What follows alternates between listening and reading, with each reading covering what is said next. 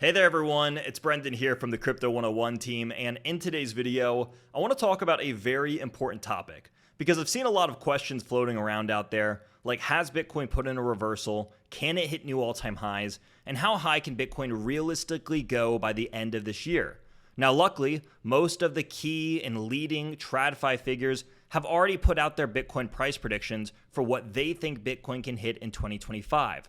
So I want to go over the ones that we have on the screen here, maybe even a few more. I want to talk about how high Bitcoin can actually go by the end of this year, and then explain all of the catalysts that could actually get us to this point and talk about whether it is reasonable. So all that we ask here is that if you like the content, hit the like and subscribe button because we got content just like this coming out every single week, multiple times a week. And you can also check us out on the Crypto 101 podcast YouTube channel as well.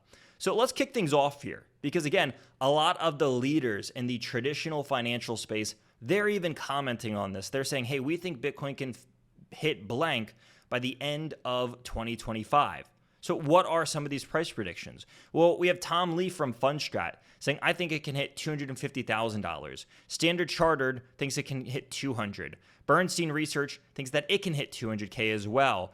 We have Wainwright saying that it can hit $225,000 by the end of this year. Van Eck saying $180,000, Bitwise $200,000, BlackRock, the largest asset manager on the planet. We're talking about someone who has somewhere around $10 trillion in assets under management, is saying it could go as high as $700,000 with 2 to 5% of institutional portfolio allocation.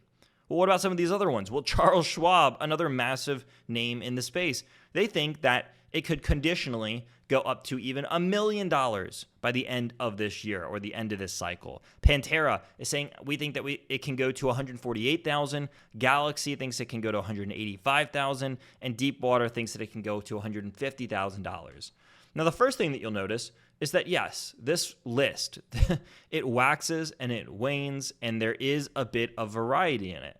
However, the one thing that all of these groups have in common with one another is they're saying Bitcoin can go to new all-time highs. And they're saying not only can it go to new all-time highs, but it can go substantially higher than new all-time highs. We're talking 10, 20, 100%, 200% is even possible past the all-time high that we've already put in. So what is the argument here? How can Bitcoin get to these new price predictions that we're seeing? Well, as you can see, just about everyone has their own specific reason. If you're asking what the catalyst is, well, we see the rationale behind this on the right-hand side of the screen here. All of them have slightly different reasons, and for me, this actually gives me a lot of comfort because I'm looking at this saying, man, there are a lot of catalysts, some more similar than others, but there's a lot of catalysts that could get us up to this $100, $200, $300, $1,000 plus price prediction for Bitcoin. And that could all be something that realistically happens, according to these players, by the end of this year, and I have to agree with them. So despite seeing headlines like this one that's saying, oh, Bitcoin is dipping, it's sliding, there's fears of tariffs, there's this and there's that, there is FUD, right? It stands for fear, uncertainty, and doubt. Despite seeing all of these things, are the real whales phased? And I think the answer here is no. If you were not around for the trading session on Monday, May 5th, Bitcoin outperformed the TradFi sector yet again. It's been something that we have talked about time and time again here on the channel, and it just continues to happen. In fact, I did an analysis just last night, and I did a comparison between Bitcoin, gold, the S&P 500, NASDAQ, oil, the Russell, and maybe one or two other assets. Bitcoin has outperformed everything since the election, and it's not even close. I think gold was around 20%. Bitcoin was almost at 40%. Everything else was red. That's the crazy part. NASDAQ was right around break even. S&P was red. The Russell was red. Oil was red. Everything else was just about red since the election, except for Bitcoin, which is up almost 40%, which is double gold, which is in second place. So Bitcoin here is crushing it. We see these articles saying, oh, there's uncertainty and there's FUD and there's macroeconomic this and that. Bitcoin is doing good regardless of this. It's outperforming a lot of these assets, and we're seeing the proof that Bitcoin has potentially put in a reversal over here on the chart. So let's just briefly break this down. Let's recap what Bitcoin has done so far. And what we've seen is that Bitcoin has already bounced off of its previous all-time high, right? Right around 74K. I'm going to delete this arrow so that we can see it.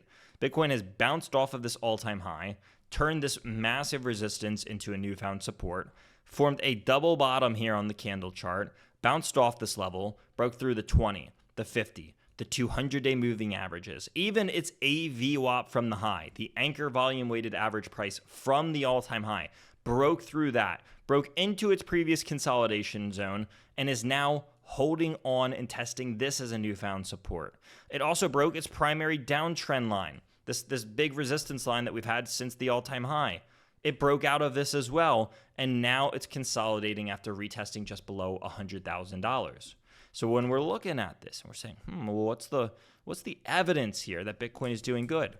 I think all of those are pretty dang good signs that Bitcoin is in a really, really good spot.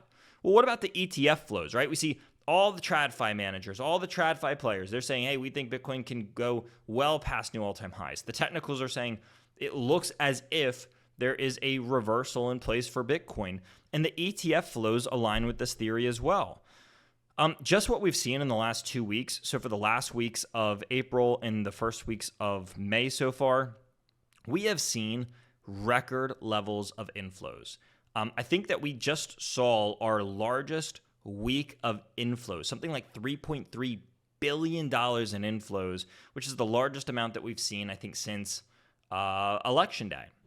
So we are seeing this huge increase, this huge uptick, and the money just continues to flow in. So let's look at this. Starting on April 21st, we saw around 400 or 380 million come in, then 912 million, then 932, 442, 387. Here's a date, 970 million.